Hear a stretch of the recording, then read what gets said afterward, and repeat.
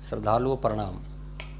श्रद्धालुओं, आज एक बहुत बड़ी समस्या का समाधान लेकर हम आपके सामने आए हैं। जैसा कि तिथियों के मानने और ना मानने में जो मतभेद आजकल YouTube आदि के माध्यम से जो भ्रमित किया जा रहा है, रक्षाबंधन की ही बात कर लें तो रक्षाबंधन में जो रक्षाबंधन आ रहा है यानी 31 अगस्त 2023 को, इसको लेके बहुत से श्रद्धालुओं के हमारे पास फ़ोन आए, बहुत से लोगों का संशय हमने दूर भी किया। यानी कि उनको संशय ये है कि 30 अगस्त का यानी बुधवार का रक्षाबंधन मनाया जाए या अगले दिन गुरुवार 31 तारीख का रक्षाबंधन मनाया जाए।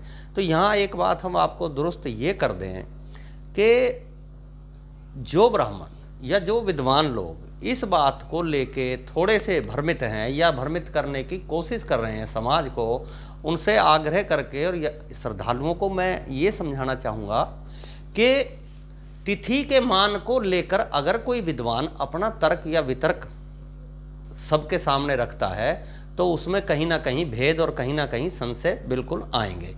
क्यों कि तिथि की गणना, नक्षत्रों की गणना, योग करण की गणना और मास की गणना अभी पीछे इसी साल में 2 श्रावण मास हुए थे। 2 श्रावण मास में क्यों कि एक श्रावण मास में संक्रांति सूर्य की नहीं थी तो श्रावण मास बढ़ गया, एक श्रावण मास हो गया।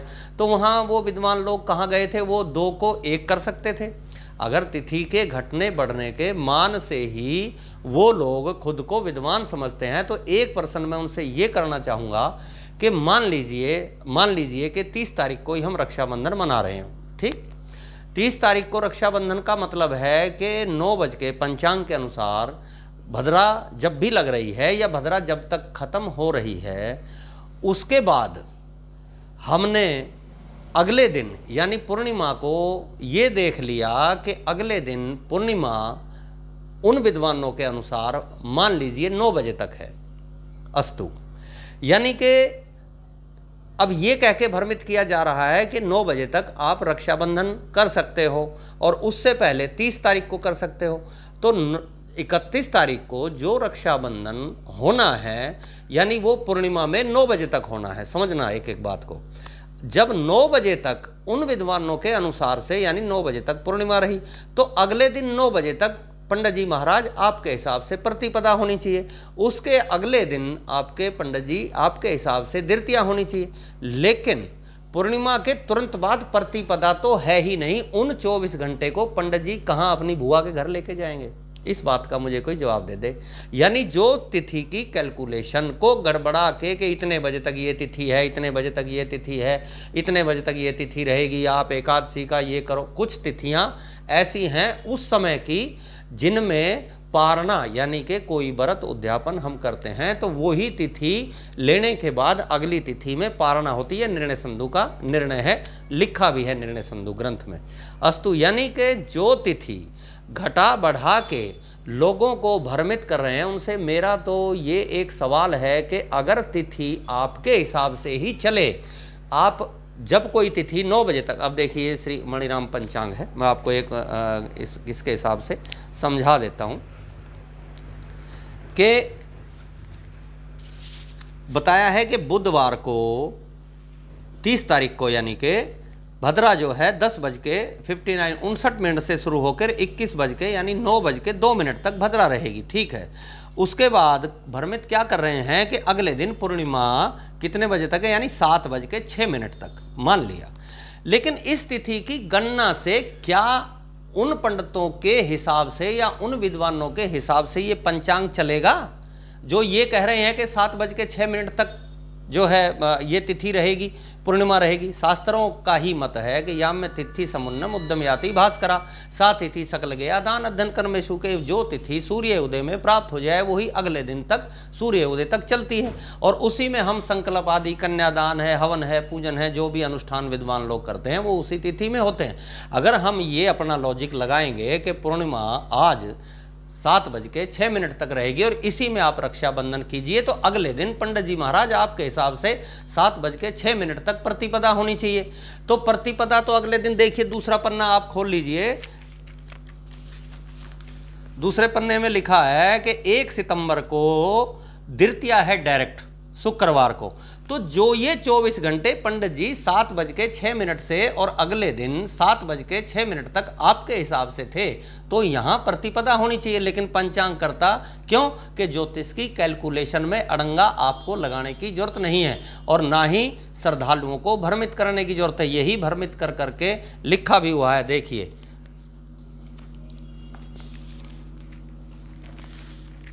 लिखा है कि भद्रायाम द्वयन कृतम श्रावणी फाल्गुनी तथा श्रावणी नरपति हंती ग्राम स्नेहती फाल्गुनी। यानी कि भद्रा में 2 काम बिल्कुल निषिद्ध हैं, नहीं करने चाहिए, श्रावणी रक्षाबंधन आदि और फाल्गुनी होलिका दहन। आज अमूमन 90% लोगों को यही इन दोनों चीज़ों से कोई मतलब नहीं है। रहे सहे जो विद्वान है वो अपनी टांग अड़ा देते हैं। अपनी टांग अड़ाने का मतलब ये है कि इतने बजे तक ये तिथि रहेगी, इतने बजे तक ये तिथि रहेगी।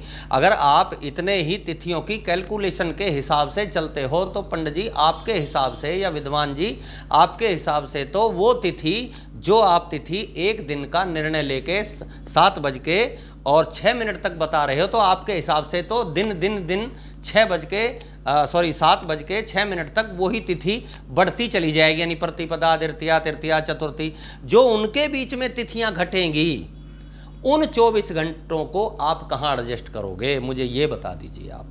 तो आपकी समझ में ज्योतिष का निर्णय आ जाएगा। यानी अब जहां अपना लॉजिक चलता हो वहां तो कह दोगे कि भाई 7:06 तक है। जब अपना लॉजिक कहीं नहीं चल रहा है तो वहां आप जो है लोगों को भ्रमित कर रहे हो। क्यों भाई?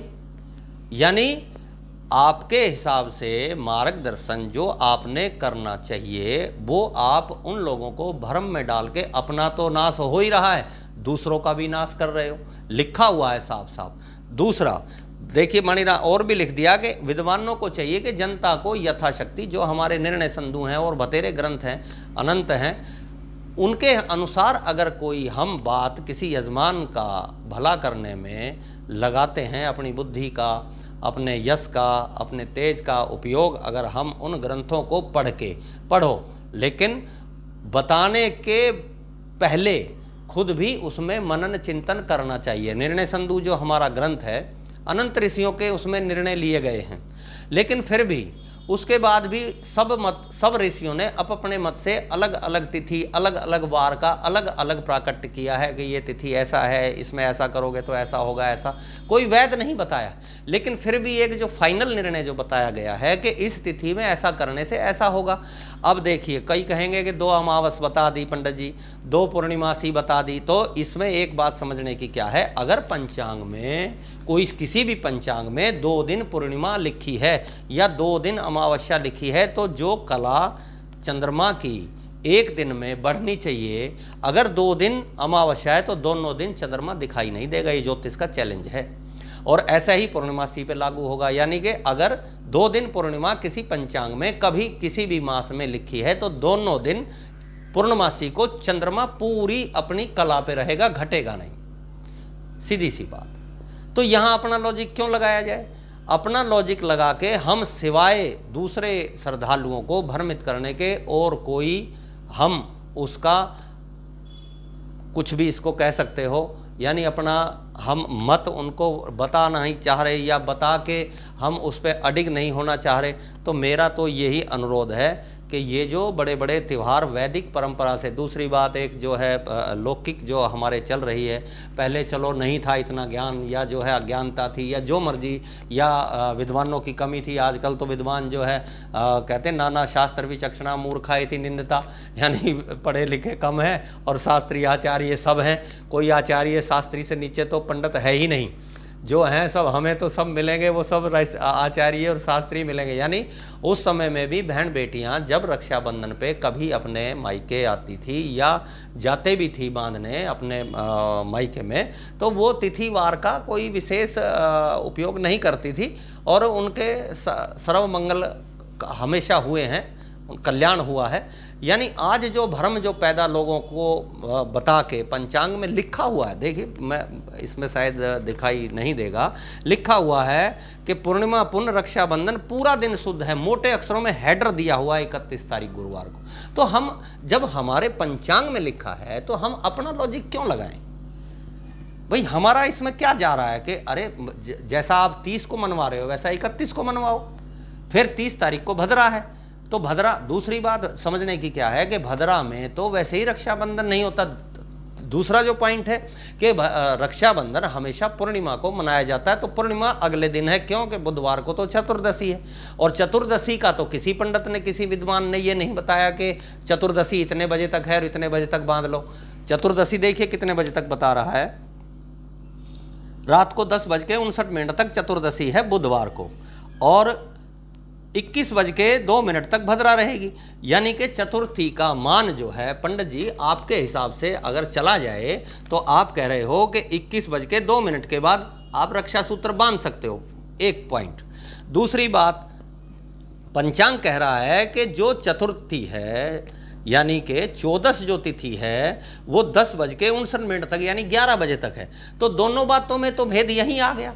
एक विद्वान कह रहा है कि भद्रा खत्म होने के बाद 9:02 के बाद बांध लो, पंचांग कह रहा है कि चतुर्दशी रात को 11 बजे से बाद पूर्णिमा लगेगी। तो पंडित जी महाराज आपके हिसाब से तो रात को 11 बजे के बाद रक्षाबंधन होगा, और सुबह जो है आप कह रहे हो कि 7:06 तक है, तो बहनें तो रात भर भागती फिरती रहेंगी, उनका तो कोई उद्देश्य सफल ही नहीं होगा। यानी मेरा तो मतलब कहने का ये, देखिए और बहुत से संशय हैं ऐसे ही जो लोगों को भ्रमित कर रहे हैं, और अनुरोध ये है हमारा इस चैनल के माध्यम से कि आप भ्रमित ना हो। अगर आपकी तसल्ली किसी विद्वान से नहीं हो रही है तो अच्छे विद्वान बहुत हैं, भले ही हमारी उनको जरूरत ना हो, लेकिन आपको जरूरत है। क्यों कि व्रत पूजन आदि, रक्षा विधान आदि, जो रक्षाबंधन आदि त्यौहार आदि आपको फलित करेंगे, ना कि किसी विद्वान को फलित करेंगे। विद्वान तो अपनी दक्षिणा लेगा और नमस्कार कर देगा। क्यों कि आपका उद्देश्य उस व्रत, उस उद्यापन से और उस विधान से सफल होना चाहिए। तो आपको अपनी संतुष्टि करने के लिए भले ही अच्छे विद्वानों का आपको हमेशा सानिध्य लेना चाहिए और उनके ही मतानुसार आपको काम करना चाहिए। अस्तु, प्रणाम। और एक मैं छोटा सा आपको एक संदेश और दे दूं कि काफ़ी समय बाद हमने ये जो आज जो छोटा सा ये वीडियो इस रक्षाबंधन के त्यौहार को लेके बनाया है, और इस कालांतरा के अंदर जो हमने एक छोटी सी प्रोग्रेस की है। मेरा अपना समाचार पत्र जो राष्ट्रीय समाचार पत्र है हिंदी में, भावी मानेसर, हमें RNI से टाइटल मिला है। और आप जितने भी श्रद्धालु हैं, मेरी उनसे ये गुजारिश है, उनसे प्रार्थना है कि आपके बच्चों के जन्मदिन के कोई फ़ोटो 2 दिन पहले हमारे को, मेरे नंबर इस चैनल पे दिए हुए हैं, और या जो है भावी मानेसर न्यूज़ के मेल ID पे आप भेज सकते हैं। दूसरा, कोई बुज़ुर्ग, कोई बड़े जो हमारे पूर्वज थे, उनकी कोई वर्षगांठ वगैरह जो भी है तिथि, उस पे भी आप उनके फ़ोटो हमें 2 दिन पहले भेज के हम अपने भावी मानेसर समाचार पत्र में, और आपके कोई सुझाव हमारे इस चैनल के माध्यम से अगर किसी जनता का या किसी यजमान का या किसी श्रद्धालु का अगर भला कर सकते हैं, तो वो विचार भी हम आपके अपने समाचार पत्र में छापेंगे, लिखेंगे, ताकि आपकी तरह आपके विचार पढ़ के जो लोग आपको भ्रमित कर रहे हैं, तो आपके जो ज्ञान के अनुसार दूसरे लोग भ्रमित ना हो और उनको अच्छा मार्गदर्शक मिल सके, मार्गदर्शन उनका हो सके। अस्तु, प्रणाम, नमस्कार।